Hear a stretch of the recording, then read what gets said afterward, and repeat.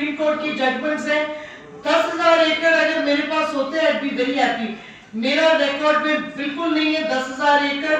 मैं 1958 की land reforms में आई वाज 7 years old जब हुई है। उस वक्त हमें जो जितनी भी लीगली अलाउड थे उतने रखे, बल्कि मेरी छोटी बहन की बर्थ 58 में हुई तो उनके नाम तो जमीन ही नहीं उस वक्त हुई, वो तो मेरी दादी की जमीन बाद में उनके नाम की गई। और सिंधानियों का जब आप कह रहे हैं, सिंधानियों को जमीन मिली हुई है।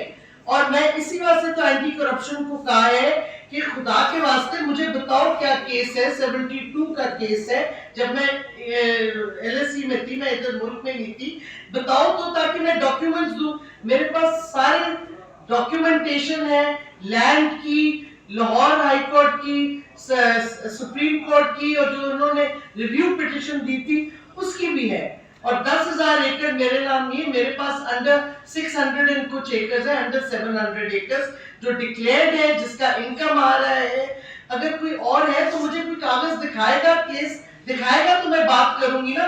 हमें तो पूछ ही नहीं रहे। एक बंदा जाके फीड कर देता है एक जर्नलिस्ट को, जी ये हो रहा है। भाई आप अगर कर रहे हो इन्वेस्टिगेशन, और 72 से आपको करनी चाहिए थी ना इन्वेस्टिगेशन, और ओरिजिनल FIR में एक पटवारी का नाम है सिर्फ। तो मुझे कोई, मैं तो आज भी कहा है कि भाई जो भी केस है हमें दिखाओ, हम आपको डॉक्यूमेंटेशन देंगे। बल्कि इंटरेस्टिंग बात यह है कि जब मेरी ये किडनैपिंग हुई उसके बाद लतीफ खोसा साहब ने फोन किया मेरी बेटी को, क्योंकि वो मेरे वालिद साहब के लॉयर भी थे और मेरे लॉयर भी थे सुप्रीम कोर्ट में आफ्टर माय फादर्स डेथ। तो उन्होंने फिर कहा कि he is going to come और वो एक्सप्लेन कर देंगे, बिकॉज़ उन्होंने केस करके जीते थे। तो मैं तो आपको कह रही हूँ डॉक्यूमेंटेशन है, बट कोई आगे बात तो करे। लेकिन ये तो नहीं हो सकता कि आप 72 का केस में अप्रैल 4 को जब हमारी हुकूमत फेडरल चली जाती है, फिर आप मेरा नाम डाल के उसमें डाल दें। ये तो प्योर पॉलिटिकल विक्टिमाइजेशन है। आज ह्यूमन राइट्स कमेटी में जिधर ऑपोजिशन के मेंबर भी बैठे थे, उन्होंने भी कहा कि वो सेनेटर जो थे बिलोर और क्या कहते एनी मरी वगैरह, उन्होंने भी कहा कि लगता तो ये है कि जैसे ये प्योर पॉलिटिकल विक्टिमाइजेशन है। और अगर केस है तो आप बात तो सुन लें, अगर केस है तो आप कार्रवाई पूरी करें। इस तरह तो नहीं आप अरेस्ट करते कि गाड़ी से घसीट के आप किसी को किडनैप कर लें, ना आप थाने में जाएं, ना आप किसी जुडिशियल उससे मैजिस्ट्रेट से लें गिरफ्तारी का कागज।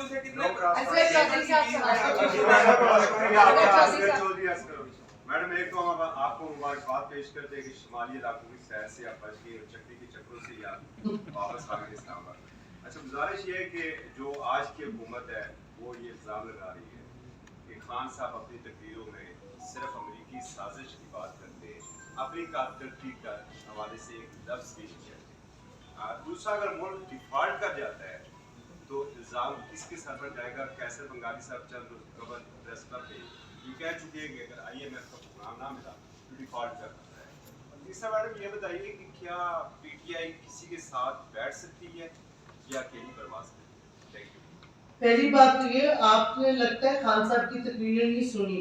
हर प्रोग्राम में वो इकोनॉमी का जिक्र भी करते हैं, जो हमने किया है वो भी जिक्र करते हैं, एहसास प्रोग्राम का जिक्र करते हैं। तो अचीवमेंट्स की जहाँ बात आती है बिल्कुल जिक्र होता है।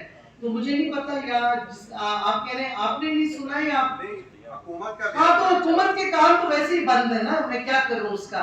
लेकिन आप खान साहब की तकरीरें देख रहे, मैं सच बोल रही हूँ कि वो बोल रहे हैं। हर तकरीर में वो मईशत की बात करते हैं, जो हमने किया वो बताते हैं। तो ये तो उस पे नहीं, ये अगर वो कान बंद कर ले इसका हमारे पे कोई नहीं। अगर डिफॉल्ट होता है इनका कसूर है। अगर आपने एक जब इकोनॉमी स्टेबलाइज हो गई थी, और आपको याद है खान साहब ने अपनी पहली तकरीरों में कहा था कि हमने जाके कहा कि आप इसको अभी मत डिस्टेबलाइज करें, बड़ी मुश्किल से हम स्टेबिलिटी पे आए हैं पैंडेमिक से निकल के।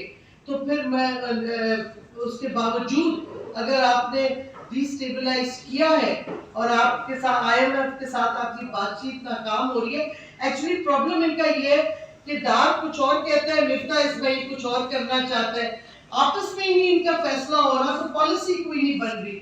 मतलब बजट का टाइम आ गया है इस वक्त बजट पूरा बन जाना चाहिए, क्योंकि पहले कैबिनेट से अप्रूवल होती है बजट की, फिर जाके असेंबली में ले होता है। इनका तो अभी कुछ हुआ ही नहीं काम।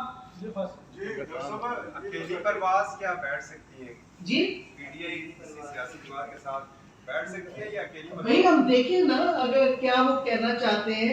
हम तो पहले से उनको कह रहे थे कि आप अगर आपने इलेक्टोरल रिफॉर्म्स करने हैं तो भैया हम आपसे बातचीत करेंगे, लेकिन आपने आर्बिट्रेरली इन्होंने कह दिया कि ना हम ओवरसीज वोटर्स को वोट देंगे। आज लाहौर हाई कोर्ट के जज ने इस पे एक्शन लिया है, और क्योंकि इलेक्शन कमीशन का सेक्रेटरी आया नहीं तो उन्होंने उस पर जुर्माना भी लगाया है और कहा अगर वो पेश नहीं होगा तो चीफ इलेक्शन कमिश्नर पेश हो।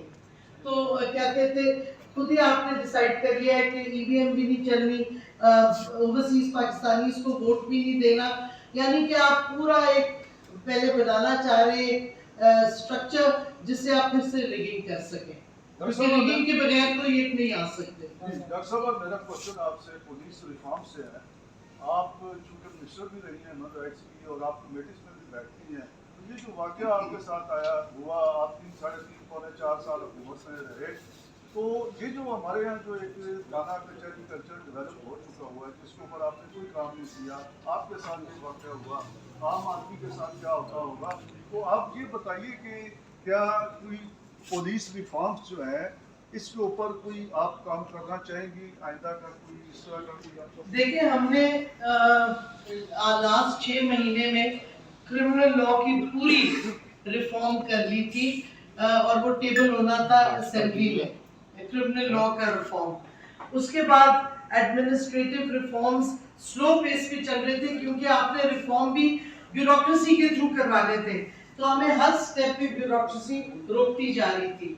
और जिधर से थाना कचहरी का चक्कर है, आपको याद हो या ना, मैं जब भी प्रेस क्लब आई हूँ, जिधर भी मैं बैठी हूँ, मैंने इनफोर्स डिसअपीयरेंस के खिलाफ एक पोजीशन ली।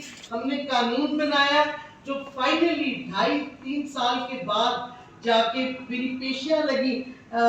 फरूक नसीम ने मेरी पेशी लगवा दी जब प्राइम मिनिस्टर, उस वक्त के प्राइम मिनिस्टर इमरान खान ने कहा कि ये बिल टेबल होना है, जो भी मिनिस्ट्री समझती है उसके रूल ऑफ बिजनेस में आता है, लेकिन टेबल ये बिल होगा। तो उस शाम को मुझे फोन आया कि जी पेशी करें आप आईएसआई हेडक्वार्टर्स में, ये कैसे किया है।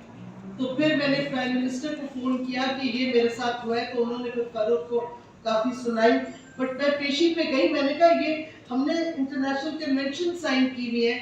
फिर असेंबली में जब टेबल हुआ, इंटीरियर कमेटी में गया, उधर से कोशिश की गई इनविजिबल शैडोज ने कि इस बिल के क्लॉजेस सारे बदल दें। मैंने उन्होंने तब्दीलियां की, उनकी अमेंडमेंट डाली, नेशनल असेंबली में वो पास करवाई, असेंबली से बिल पास करवाया, और अफसोस से मुझे कहना पड़ता है फिर सेनेट जाते जाते गायब हो गया वो बिल।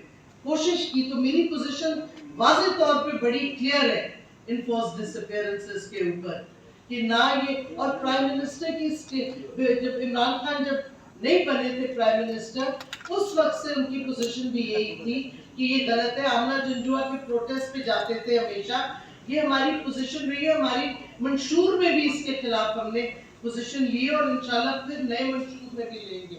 लेकिन आपको पता है कौन सी कितनी कुव्वतें होती हैं जो बिल्स कई ऐसे रोक देती है। आपका जर्नलिस्ट प्रोटेक्शन लॉ जो बन चुके हैं, ये भी बड़ी मुश्किल से पास हुआ है, आपको कोई अंदाजा नहीं किस तरह से ये पास हुआ है, किधर किधर से हमें रुकावटें आई। किसी दिन जब मैं अपनी किताब लिखूंगी तो सारी डिटेल्स आ जाएंगी। डॉक्टर साहब, एक